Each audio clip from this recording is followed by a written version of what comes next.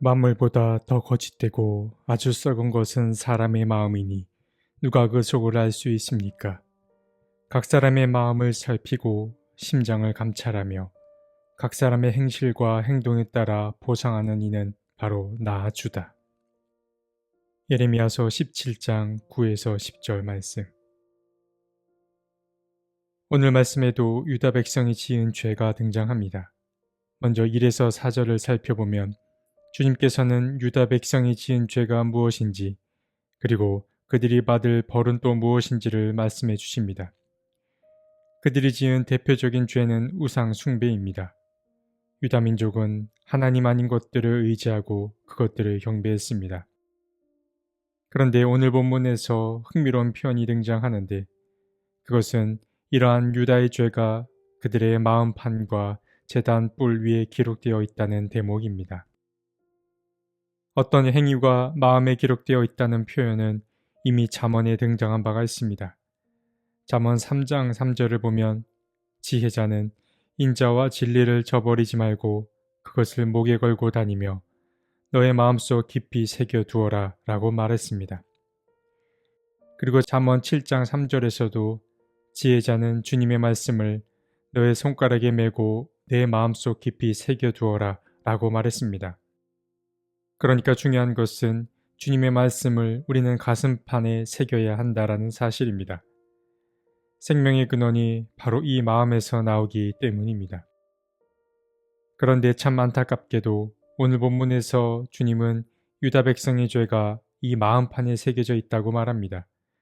그것도 철필과 금강석 촉으로 말입니다.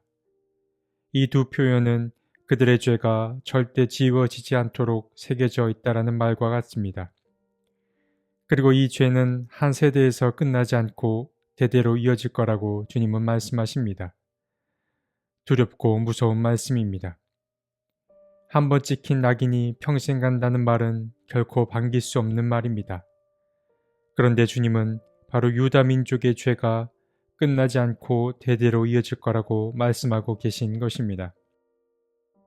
그리고 또한 유다의 죄가 제단 뿔에도 기록되어 있다고 했는데 이 말은 간단히 말해서 유다의 죄가 주님 앞에 속죄를 받지 못한 채 하나님의 기억 속에 영원히 머물러 있을 거라는 말씀인 것입니다.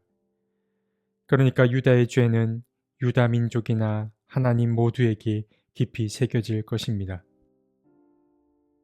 이처럼 낙인의 죄만 해도 무겁고 두려운 일인데 주님은 그들이 받게 될 추가적인 심판의 이야기까지 전하십니다. 유다 민족은 그들의 재산과 보물들을 원수들에게 빼앗길 뿐만 아니라 자기 몫으로 받은 땅에서 쫓겨날 것입니다. 그리고 자신의 땅에서 쫓겨난 백성들은 그들이 알지 못하는 땅으로 끌려가서 원수를 섬기게 될 것입니다. 유다 백성들이 받을 벌의 항목이 상당합니다. 그러나 이보다 더 유다 민족을 두렵게 하는 얘기가 4절에 등장합니다. 주님은 말씀하십니다. 너희가 나의 분노를 불처럼 타오르게 하였으니 이 분노의 불이 영원히 꺼지지 않을 것이다. 누군가 나의 잘못으로 분노가 불처럼 타오른다고 해도 무서울 일인데 주님이 그러하다고 하시면 뭇 백성들은 두려움에 떨 수밖에 없습니다. 주님은 유다 민족에게 크게 실망하셨고 그들이 지은 죄를 용서할 마음이 없으십니다. 하지만 반복해서 드리는 말씀이지만 주님은 늘 피할 길을 마련해 주십니다. 주님은 5에서 8절에 주님을 믿고 의지하는 사람이 받을 복과 그렇지 않은 사람이 받을 저주에 관해 말씀해 주십니다. 주님은 자신에게서 마음을 멀리하고 사람을 의지하는 사람은 황야에서 자라는 가시덤불 같다고 말씀하십니다. 그들은 메마른 사막에서 살다가 이내 죽고 말 것입니다. 그러나 반대로 주님을 믿고 의지하는 사람은 복을 받게 된다고 말씀하십니다. 그들은 물가에 심은 나무와 같아서 잎이 언제나 푸르고 무더위가 닥쳐와도 또 가뭄이 심해도 아무런 걱정이 없습니다. 가까이 있는 물로 인해서 언제나 열매를 맺을 것이기 때문입니다. 어떠한 고난과 역병이 닥쳐와도 그들은 생명을 잃지 않을 것입니다. 이어서 다시 주님은 마음에 대해 말씀하시는데 주님은 바로 사람의 마음이 만물보다 거짓되고 썩었다고 말씀하십니다. 주님께서 갑자기 다시 마음에 대해 말씀하시는 이유는 주님을 참으로 믿고 의지하는 사람을 사람의 마음이 어떠한지를 통해 주님은 찾아내시기 때문입니다.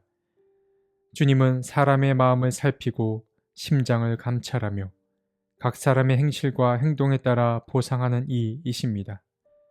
주님은 진심으로 자신을 따르는 이들을 좋아하고 그들을 찾으십니다. 그런데 이어지는 말씀을 보면 다시 분위기가 달라진 걸 알 수 있습니다. 왜냐하면 주님은 사람들로부터 무시를 당했고 또 예레미야는 사람들로부터 조롱과 위협을 받았기 때문입니다. 예레미야는 말합니다.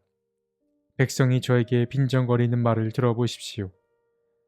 주님께서는 말씀으로만 위협하시지 별것도 아니지 않느냐. 어디 위협한 대로 되게 해보시지 합니다. 유다 백성은 하나님의 무능력을 조롱했습니다. 그리고 무능력한 주님의 종인 예레미야를 박해하고 수치를 당하게 했습니다. 예레미야는 말합니다. 저를 박해하는 사람들이 수치를 당하게 하시고 제가 수치를 당하지 않게 하여 주십시오. 그들이 무서워 당황하게 하시고 제가 무서워 당황하지는 않게 하여 주십시오. 지금 예레미야는 불안과 공포에 사로잡혀 있습니다. 그래서 예레미야는 주님께 유다 백성이 벌을 받게 해달라고 청했습니다. 하지만 주님은 유다 백성에게 벌을 내리는 대신에 그들에게 새로 시작할 기회를 마련해 주셨습니다. 다시 주님의 편에 설 수 있는 기회를 마련해 주신 것입니다. 그 기회는 바로 안식일을 거룩히 지키는 일입니다. 안식일 주제는 예레미야서 17장에 유일하게 등장합니다. 주님은 명하십니다. 안식일에 집에서 어떠한 짐도 내가서는 안 됩니다. 그리고 어떠한 일도 해서는 안 됩니다. 그리고 성문 안으로 어떠한 짐도 가져오지 말아야 합니다. 이처럼 안식일을 거룩하게 구별하여 지키면 주님께서는 유다 백성들을 예루살렘 도성에서 영원히 살게 할 것입니다. 이처럼 주님이 안식일을 강조한 이유는 다른 데에 있지 않습니다. 주님은 유다 백성들에게 자기 삶을 돌아보라고 요청하고 있는 것입니다. 사람은 길을 잃고 흔들릴 때 그리고 바로 서기 위해서는 근본을 바로 세워야 합니다. 근본을 세우는 일, 자신의 뿌리를 돌아보는 일은 그래서 중요합니다. 안식일은 하나님을 믿는 사람들이 마땅히 지켜야 할 날입니다. 안식일을 뜻하는 히브리어 샤베스의 기본적인 의미는 멈추다, 쉬다입니다. 일을 멈추고 빈둥거리는 게 곧 안식을 뜻하진 않습니다. 히브리의 지혜자들은 안식일은 일에 몰두하느라 잠시 잊고 지냈던 근본을 회복하는 날로 인식했습니다. 그래서 우리는 안식일을 지킴으로 우리의 인생이 누구에게 속해 있는지를 다시 인식하게 됩니다. 주님은 바로 이 안식일이라는 문턱을 통해 사람들이 자기 삶의 근본을 돌아보고 그 근본을 통하여서 하나님과 만나기를 바랐습니다. 오늘 우리는 예레미야서 17장을 통해 하나님이 중요하게 여기는 것을 알았습니다. 그것은 우리의 마음과 안식일이었습니다. 말씀드린 대로 생명의 근원은 마음에서 나옵니다.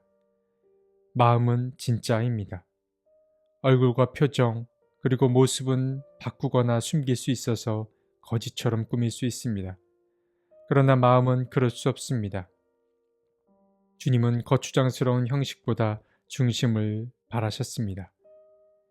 지금 우리의 마음이 어디를 향해 가는지를 돌아봐야 할 때입니다.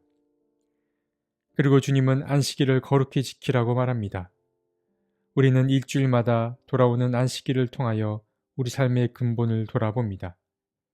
이 근본은 생명의 뿌리, 관계의 뿌리, 의미의 뿌리와 맞닿아 있습니다. 우리는 안식일을 통해 우리 인생의 소속을 떠올릴 수 있어야 합니다. 오늘 하루 우리의 마음의 뿌리와 일주일의 생활을 돌아보는 저와 여러분이 되었으면 좋겠습니다. 하나님, 우리의 마음이 어디를 향하고 있는지 돌아보게 해 주십시오. 주님 아닌 것을 향한다면 돌아설 수 있게 도와주십시오.